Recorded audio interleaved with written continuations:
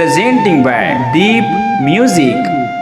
नमस्कार दोस्तों, नए नए छत्तीसगढ़ी गाने सुनने और देखने के लिए हमारे दीप म्यूजिक चैनल को अभी सब्सक्राइब करें और बेल आइकॉन के बटन को क्लिक करें।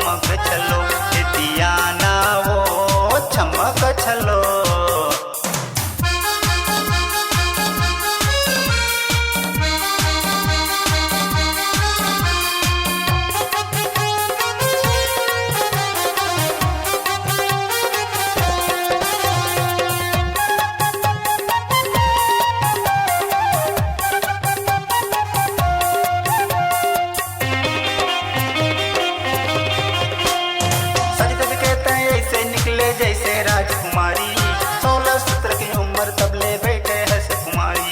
सजदत कहता ऐसे निकले जैसे राजकुमारी 16-17 की उम्र तबले बैठे हंस कुमारी।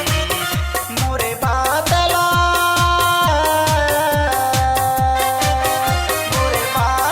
थोकिन सुन लो रुकी जाना वो छमक चलो पियाना वो छमक चलो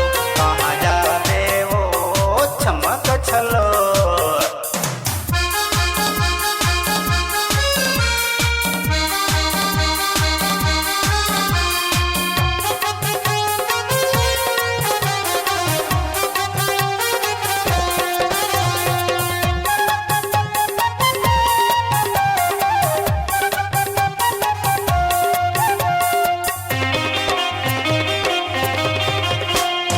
उड़न परी कसमोला लागे रेंगना लहर बटो